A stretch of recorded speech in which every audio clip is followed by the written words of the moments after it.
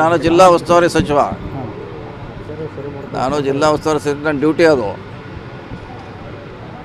ಇಲ್ಲಿ ನಮ್ಮ ಅಭಿಮಾನಿ, ನಮ್ಮ ಸಂಘಟನೆ, ನಮ್ಮ ಸಿದ್ಧಾಂತ ಪ್ರಶ್ನೆ ಬರೋದಿಲ್ಲ. ಆ್ಯಸ್ ಎ ಮಿನಿಸ್ಟರ್ ಅದೇ ಹಂಗೆ ಮಂತ್ರಿ ಆಗಿ ನಾನೇನು ಬಂದ್ ಮಾಡಬೇಕದು.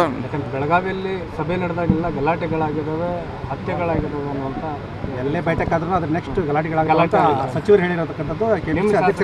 ಇಲ್ಲ, ಹಂಗೇನಾಗಲಿಕ್ಕೆ ಅವಕಾಶ ಇಲ್ಲ. ನಮ್ಮ ಸರ್ಕಾರ ಇದೆ, ಅದನ್ನು ನಿಯಂತ್ರಣ ಮಾಡ್ತಾರೆ.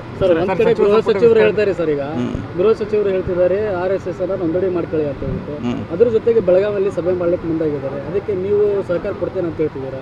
ಸ್ಥಳೀಯ ಸಚಿವರ ವಿರುದ್ಧ ಅಂದರೆ ಏನು ಮಾಡ್ಬೇಕು ಹೇಳಿ, ನೀವು ಸಜೆಷನ್ ಮಾಡಿ, ನನಗೆ ನೀವೇ ಸಜೆಷನ್ ಮಾಡಿ ಏನು ಮಾಡ್ಬೇಕು ನಾನು ಹೇಳಿ. ಸರ್ RSS ನೋಂದಣಿ ಕೇಳ್ತಾ ಇದ್ದೀವಿ, ನೀವೆಲ್ಲನೂ ಹಂಗೆ ನೋಂದಣಿ ಇದೆಯಾ ಅನ್ನೋಂಥ ಪ್ರಶ್ನೆ. RSS ನೋಂದಣಿ ಕೇಳ್ತಾರೆ, ನೋಂದಣಿ ಇದೆಯಾ ಅಂತ ಕೇಳ್ತಾರೆ. ಇರ್ಬೋದು, ಮಾಡಿದ್ದಾರೆ, ಅದು ನೋಂದಣಿ ಇದೆ. ನನ್ನ ಲೆಕ್ಕಲೆ ಐಯಿಂದ ನೋಂದಣಿ ಆಗಿದೆ. ಹಿಂದೆ ಯಾರ್ದೋ ಹೆಸರಲ್ಲಿ ಒಂದು ಇದೆ, ಇಲ್ಲ ಅಂತ ಇಲ್ಲ.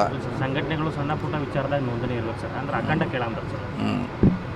ನೋಡೋಣ, ಅದ್ರ ಬಗ್ಗೆ ಈಗಾಗಲೇ ಗೃಹ ಸಚಿವರು ಕೇಳಿದ್ದಾರೆ ಮಾಹಿತಿ. ಅದು ಅವ್ರ ಇಲಾಖೆಗೆ ಸಂಬಂಧಪಟ್ಟದ್ದು, PWDಗೆ ಬೇರೆ ಇಲಾಖೆಗೆ ಸಂಬಂಧಪಟ್ಟದಲ್ಲ. ನೋಂದಣಿ ಬೇಕಾ, ಪರ್ಮಿಷನ್ ತೊಗೊಳ್ತಾ ಯಾವ ಲೆಟ್ರ್ ಹೆಡ್ನಲ್ಲಿ ತೊಗೊಂಡ್ರೆ ಭಾಳ ಮುಖ್ಯಲ್ಲ. ಅದನ್ನು ಅವ್ರು ಕೇಳ್ಕೊತಾರೆ, ಅವ್ರು ಮಾಡ್ತಾರೆ. ಅದ್ರ ಬಗ್ಗೆ ಪದೇ ಡೈಲಿ ಅದೇ ಚರ್ಚೆ ಬೇಡ. ಸಾಮಾಜಿಕ ಜಾಲತಾಣದಲ್ಲಿ ಇತ್ತೀಚೆಗೆ ಕೆಲವು ವಿಡಿಯೋಗಳು ವೈರಲ್ ಆಗಿದ್ದಾವೆ. ಸಿದ್ದರಾಮಯ್ಯವ್ರು ಒಂದು ಕಡೆ ಇರ್ತಾರೆ, ನೀವು ಒಂದು ಕಡೆ ಇರ್ತಾರೆ, ಬೇಡ. ಅದು ಅದೇನ ನಮ್ಮ ರಾಜ್ಯದ ಸಮಸ್ಯೆ ಅಲ್ಲ, ಅದು ನಮ್ಮ ಸಮಸ್ಯೆ ಅಲ್ಲ. ರಾಜ್ಯದ ಸಮಸ್ಯೆ ಅಷ್ಟೇ ಮಾತಾಡ, ರಾಜ್ಯ ಸಮಸ್ಯೆ ಅಲ್ಲ ಅದು.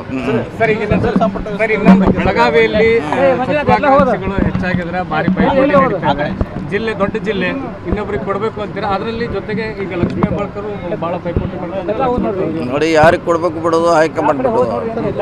ಅವರಾದಂಥ ಅಳದು ತುಗಿ ಕೊಡ್ತಾರೆ, ನಾವು ಹೇಳಲಿಕ್ಕೆಲ್ಲ ಅವ್ರು ನಿರ್ಧಾರ ಮಾಡ್ತಾರೆ. ಕೊಡಬೇಕು.